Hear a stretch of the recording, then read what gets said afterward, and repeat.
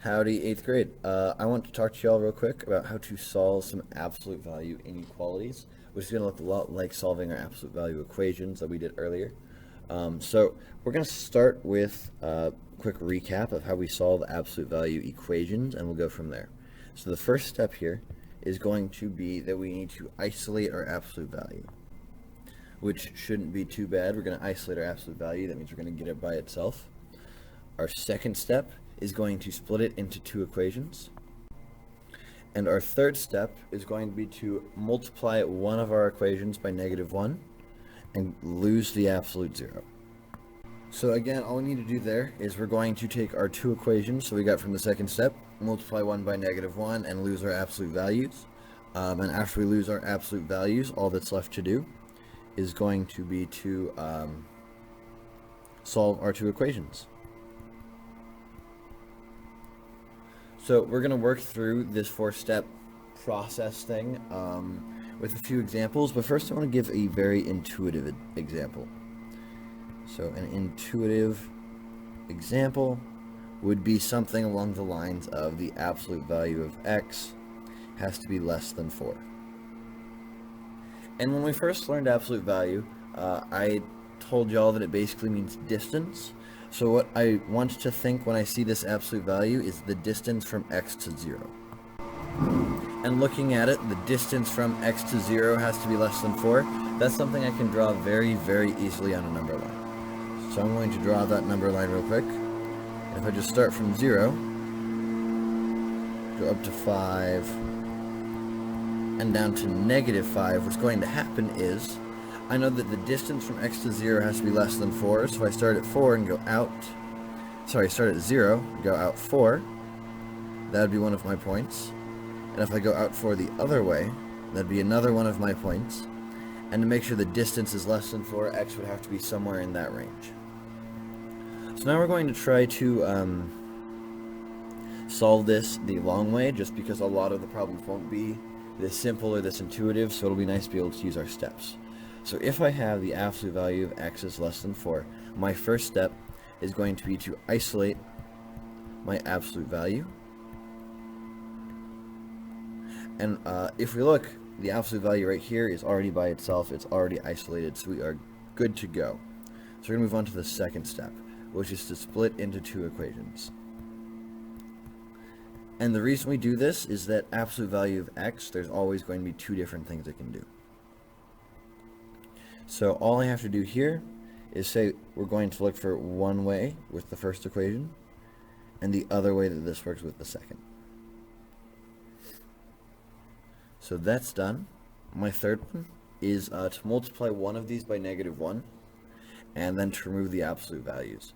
So when I multiply by -1, we have to remember that we're going to switch the sign, but we're going to leave what's in the absolute value positive, because absolute value means that it stays positive.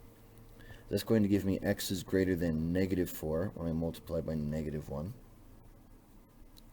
I'll use a dot there for multiplication. Multiply by -1. I get x is less than 4. The other one, I just take the absolute value off, and I get x is less than 4. And again, what we did there was remove our absolute value. And also, we multiplied one equation by -1. And just like that, we can move on to our fourth and final step, which would be to solve for x. But if we look, x has already been solved for, so we are good to go. And our two different equations are x is greater than -4 and x is less than 4. So if I draw my number line, 1, 2, 3, 4, right here, I know I would have one going that way. X is less than 4, and here I have x is greater than -4, would be going that way. And I can end up drawing this just with these two lines connecting in the middle, and it would look exactly like my number line from above. So this looks exactly like that right there. And that's what we want. We want our process to match our intuitive definition. So let's try a little bit of a harder one, which is going to be, let me find, here we go, x minus 5 absolute value is less than or equal to 3. So I'm saying that x minus 5 is less than or equal to 3 inside this absolute value. It's going to be a little bit different, but if you remember, our first step is to isolate the absolute value. So our first step of isolating is done, and we're good to go. So now we need to split the equation. X minus 5 is less than or equal to 3, or x minus 5 is less than or equal to 3, which is pretty simple. So we split it, good to go. Our third one is going to be to take away our absolute value, which over here is going to be x minus 5 is less than or equal to 3, because that's the easy one. And this one we have to make sure that we multiply by -1. And what that's going to look like is we're going to have x minus 5 is greater than or equal to -3. So when we multiply by a negative, our sign flips, and it flips just like this, where at less than and we have greater than, and the 3 becomes a negative. So now what we want to do is our fourth step is to solve for x. And looking at this, for both equations, all we have to do to solve for x is to add 5. So I'm going to have x is less than or equal to 8, and x is greater than or equal to 2. So if I draw my number line here, I'm going to start at 0 over here,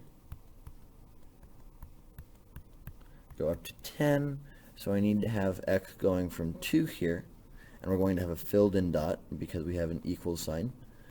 So because of that, it's going to be filled in, and it's going to go all the way up to 8. So we need to be greater than 2 and less than 8, which is that region of the number line right there. And that would be my solution. I'm going to find one more problem, which is going to be absolute value of x plus 6 is less than or equal to 4. So what we're going to do now is to make sure our first step is to isolate the absolute value. If we look, the absolute value is right here. It's not by itself. I need to get rid of that 6. So to do that, I'm going to subtract 6 from both sides, and I get the absolute value of x is less than or equal to -2. The absolute value of x is less than or equal to -2. It's isolated, we're good to go. So my second step is going to be to split.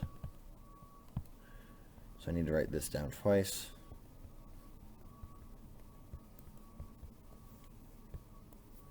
My third case here is going to be that I need to remove the absolute value and to make negative. So we're going to do that one at a time. Removing this one, x is less than or equal to -2. This one I'm going to remove and make negative, so I have x is greater than or equal to +2. And my last step here is going to be to solve for x, which is already done. And looking at this, it's a little bit different than some of the equations we've had in the past, than all the ones we've looked at so far. So if I have 0 here, going up to 5, and down to -5, I know that it's from 2 going out. So if I start at x is -2, I can fill that in as a solid dot because it has the equal sign there. So because of that, it's a solid dot, and this is less than going that way. And then my 2 is going to be right here, and it should be greater than going that way. So these do not meet in the middle. They go outside, kind of like our AND equations from when we were doing the and OR things with inequalities. So this would be this would be an OR. The ones where they meet in the middle would be an AND. But in any case, this is how it would look with both of them going outside. We need either x to be less than or equal to -2, or x is greater than or equal to 2. And that leads us to this equation and this number line solution right there. In any case, I hope you all have a delightful day, and I will see you tomorrow.